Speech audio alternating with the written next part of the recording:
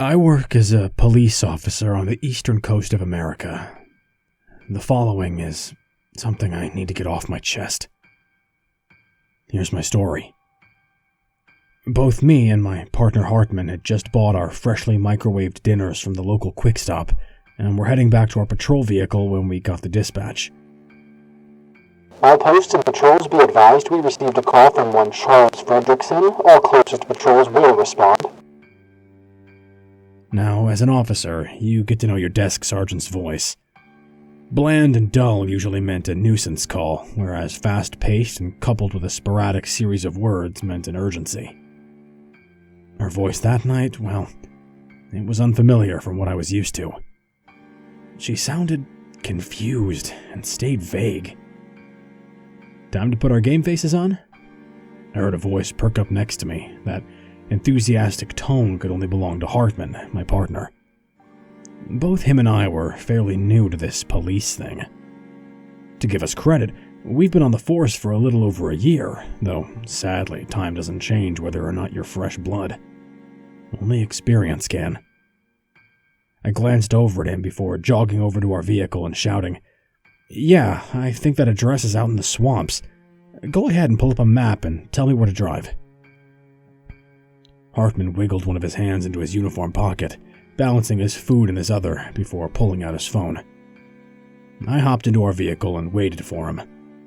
He clambered into his seat, phone in one hand and food half in his other and half spilling onto the floor. "Got it up," Hartman said, showing me his phone screen. This place, whatever it was way out in the swamps. God only knew where we were heading. I turned our vehicle in drive and headed off, keying the radio. This is Police 4. We're 26 minutes away. Are there any closer patrols?" There was a brief silence before she replied. Negative. All other patrols are conducting training at the station. Bullshit. If there's any cops out there who listen to this, you know if you hear that other patrols are doing training at 10 p.m. at night and you're the newest patrol, what they really mean is all the other patrols are taking a break at the station and can't be bothered to respond to any non-emergencies. And those pricks left us to dry on this one. I swallowed my annoyance and responded, "I copy. What's the emergency?" Once again, another pause. Have your partner call the desk. Her tone seemed off again. Whatever this was, it weirded her out. After Hartman was done shoving his food in the back seat, he made the call. She's saying she got a call from someone named Charles Fredrickson. He seemed erratic and fidgety. He said he wanted the government to come back and talk to him. She's got no idea what he meant. Just for us to be careful and keep in touch. As I headed away from our suburbia and into the boonies, I couldn't shake the feeling that something was wrong. The night air seemed unnaturally heavy and boggy. I'll grant the fact we were heading closer to the swamps as an explanation, but sometimes you know when things aren't right. A few minutes down the forested and empty road, Hartman spoke up. At the next fork in the road, take a right. The way that would take us led straight into the woods. Swamp and marshland engulfed the land out there. Even the trees had somewhat submerged into the bile that made up the wetlands. Any hope for a walkway, bikeway, or boatway was non-existent this far down. The only bridge from us to our destination was the unkempt and dirty old road that we found ourselves on. My eyes took a venture out of the window to verify my thoughts, and they, of course, confirmed that nothing but pitch-colored darkness lay outside our doors. Our headlights were the only sign of life in that abyss of blackness that had surrounded us. I tried to shake off the creep that started forming down my spine and shifted my focus onto driving. Then Hartman spoke up. "Hey Morgan, you think it's a bit weird that there's no lights up ahead? We're going to a residence, right?" I bit the inside of my cheek, a bad habit that I could never break. I could only answer him with a shrug. Our journey continued in silence until the distant sound of thunder echoed through the void around us. All I could think of was how the sound of nature was better than the soundless emptiness we had found ourselves in. "It says we'll be reaching the end of the road in about a minute," Hartman chimed. He was pressed against his window, squinting his eyes, trying to see our destination approaching. I joined him in his search and reduced my speed. I prayed I wouldn't launch myself off the road right into the murky water next to us. It was because of that thought that I slowed down drastically. Thankfully so. I almost didn't see the house crop up right in front of us. No, actually, house isn't the right word. It was a manor. A large stone mansion surrounded by swamplands and out in the middle of nowhere. "What the hell is this place?" Hartman asked next to me, arching his head upwards, trying to judge the mansion's size. The first few specks of rain began to hit our windshield. "I don't know. I never knew a place like this existed out here," I mumbled while gazing at the stone structure in front of us. Eventually, Hartman and I gathered up the courage and stepped out of our vehicle. When we closed our doors, the sound exploded infinitely outward into the silent marsh. Immediately, we turned on our flashlights, the beams of light being the only haven we had. We aimed them towards the residence, and immediately, something about the house was off. "Morgan, where are the windows?" I felt his words slither down my spine like a frozen snake. He was right. There were no windows. No windows, and no cars. Only a single, massive red door at the entrance. "Let's circle round back and see if we can find something," I suggested, letting my teeth scrape the inside of my cheek again. Every fiber of my being wanted to call in backup, but there was no way in hell I'd risk waiting. Everyone, especially cops, have this danger sense that goes off in bad scenarios. And that sense was buzzing hard. The rain began to fall harder, drenching us in thick, humid water. Hartman volunteered to look out back behind the house for any other windows or doors. He came up empty-handed. "No sounds or signs of life," he said quietly, barely audible above the rain. "As bad feelings go, this place is the mother lode." I nodded in response before radioing into the desk. This is when shit gets weird. If you try and use a radio that's out of range, it beeps loudly and won't let you make the transmission. That didn't happen. Our words went through, but we got no reply. Well, no real reply anyway. In response to us, we heard the constant sound of static come over the radio, signifying that something was blocking us out, keying the transmissions from everywhere but that source. We tried to go to our secondary means of communications, our phones. They were, of course, out of service. I wanted to hop back inside our patrol vehicle and wait for backup, but that could take upwards of an hour or more without us radioing it in. Besides, someone made a call to us. Someone was inside that bricked-up building, and we needed to at least knock and see if they were okay. So me and Hartman agreed to at least walk up to that door and see if anyone inside would answer it. We crept towards the door, stepping on the wooden and dilapidated stairs of the porch on our way up. I knocked on the wood, trying to be louder than the thunder that began to sound in the skies above us. Hartman clutched his sidearm. No response. I knocked again. We waited. 10 seconds went by. Nothing. 10 more. Silence. I was on my last 10-second count when we heard the gunshot. One loud pop echoed just barely through the thick wooden door. Police procedure for an active shooter involves rushing inside, heading straight to the threat, and neutralizing it. And that's what we tried to do. I put my hand around the metallic door handle and twisted, pistol drawn. Hartman followed right beside me as we charged into the darkness inside that was waiting for us. I can't describe the smell that hit us adequately enough. It was musty and thick. The air smelled of fluids that either belonged inside of someone's body or inside of a bedroom. not displayed openly in the foyer. As soon as both of our feet hit the wooden floors of the interior, the door behind us slammed shut. "Shit! Check the door. I'll keep eyes on it in the house," I growled.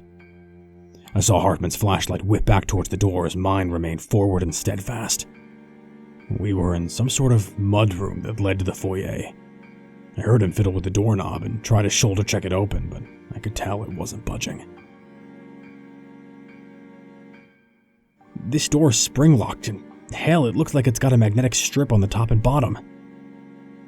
I swallowed hard. Our voices washed through that home like a tidal wave. If this was a trap, whoever was inside knew exactly where we were. We stood in silence for a while. I think we were both expecting a grand reveal. A few shots fired in our direction, some psycho on psychotics running towards us. But we got none of that. We stood in near total silence. The only other sound besides our shallow breathing was the sound of dripping coming from the main room in front of us. There was also a strange red dust that seemed to float endlessly in the air. "Hello?" I called out, directing my voice towards the sounds of the dripping. "Is anyone in there?" The sound of a chair being dragged above us answered my voice. I felt my body tense up. "Someone must be on the second floor," I mumbled towards Hartman. He now stood by my side. With his company, I felt strong enough to venture forward into the foyer. The dripping got louder. As soon as we passed through the entryway, we saw what was making the dripping noise. An older man sat in a chair facing us, head tilted to one side. His glazed-over eyes were the first thing to greet us. The second was the pistol lying on the floor next to him. The dripping came from the blood that slowly trickled down his face, careening itself over the edge of his nose and onto the hardwood floor below him. It seemed like he had killed himself. "Charles?" I heard Hartman repeat to himself. "This isn't Charles. This is Mr. Woodshaw." I looked back to the body. Mr. Woodshaw was a local multimillionaire who disappeared nearly 30 years ago. His family had founded our town. Sure enough, the body looked just like him. "What do we do?" Hartman whispered to me before pausing and adding in, "And what's in his hand?" A note was crumpled up in his palm. I knew I shouldn't touch it. I knew this was a crime scene, but I was scared. I wanted answers. So Hartman and I approached the old man's body and took it from his lifeless hands. "Press the button on the stairs." That's all I read. As soon as the last word rattled off inside of my brain, I heard the sound of something being dragged above us towards the stairs the note had mentioned. I dropped the paper and pulled my pistol and flashlight up to the top of the stairs. I swear, I saw a pale, thin hand point towards the bottom step before retracting itself around the corner and disappearing. "We need to find a way out of here," Hartman said. I wanted to ask him if he had seen what I did, but I didn't want to feed into whatever paranoia was consuming me. Instead, I walked over to the bottom step and felt around. Sure enough, just under the lip of the stair was what felt like a button. I clicked it. "Welcome to the Fredrickson Manor, your new paradise." The cheery voice of a younger Mr. Woodshaw echoed out through the main room from the walls. "I apologize, I can't be there to greet you in person. I have business to attend to. Feel free to enjoy each other's company while I'm gone. I'll see you shortly." The audio seemed out of place in this barren home. I couldn't help but wonder what had happened here. Immediately after the audio and the speakers spun forward, clearly to a new recording, an older and more distraught Mr. Woodshaw spoke up. "Are you still watching? I can feel it in the air. Am I part of your experiment now? For the first time in 30 years, I can think clearly and I want out." There was a brief pause as Mr. Woodshaw cried to himself. "The front door can be opened with a switch in my office upstairs. I need you to click it. I've done enough. A static came over the speakers as it cut out. Should we go? Hartman asked, looking towards the stairs. I don't see why not. We need to get out of here. Hartman walked up to me and we both slowly crept up the steps. I heard the sounds of footsteps scattering below us like rats. Neither of us had the courage to look back at what had made the noise. The top of the stairs presented a hallway that we pressed on through. We passed by several unassuming doorways, some open and some closed. We were only focused on one. At the end of the hallway lay a thick metal door painted the same red as the entrance. We were willing to take the gamble and say that that was his office. My eyes eventually traveled to the floor we were walking on. The light from my flashlight illuminated the stains of various liquids on the hardwood floors. In several patches, reddish and alien-looking mold started cracking through the wooden boards. How long did Mr. Woodshaw live here? Hartman whispered towards me. Too long, I'd guess, I replied. We managed to close the distance to the door. I could have sworn at multiple points in the darkness of the open doorways, I saw outlines of things, shadows of people watching us. This was no longer a job Hartman and I could do alone. We needed to get out and get back up. We reached the metallic door and pressed it open. Inside was a den. This was the only place in the entire home that wasn't layered in red dust and stained with fluids. Old TV monitors had lined the walls along with stacks of notes inside the bookcases. Every TV was on, but radiated darkness except for one. The one that showed us with our flashlights, entering Mr. Woodshaw's office. He was monitoring every room in this house from here. Come on, let's look for that switch, Hartman mumbled as he pushed past me. Even though he had claimed to have wanted to find the switch, the first place he searched was the stacks of notes on Mr. Woodshaw's desk. Hardly a help. I ignored my own curiosity and began scrounging the walls and TVs for anything that could be flipped. I ended up finding a whole switchboard dedicated to turning on and off the lights in any given room. I flipped one on and saw something I wish I never did. There was a small storage room, filled with the bodies of infants. Some bones, some decaying but none fresh. I suppose that was some sort of respite. I quickly flicked the light switch back off before doing a double take. I thought I had briefly noticed that someone was standing in the corner of that room. I flipped the light back on and sure enough, there she was. I don't know if calling her a person would be respectful to the rest of us or not. I know how that sounds, but a person has something to them, something more. This thing, pale as pale can be, just stood there, staring at the dead children. Her face seemed pleased in a strange way. Pleasured. It was when I noticed her hand placement over her groin that I flipped the light back off. Who the fuck could do that to dead children? I flipped another switch and saw a bedroom. A dead woman lay naked and abused on a bed as several men stood next to her, faces staring into the camera and genitals fully exposed. Their faces were contorted into feral grins, the sides of their mouths crumbling from dehydration. I flipped the light off and tried one more room. A chapel. Inside was a full congregation of people. All were silent, and still as the grave, just like all the others. They sat in pews and stared forward at the podium. The red dust flowed free in this room, obscuring almost every detail.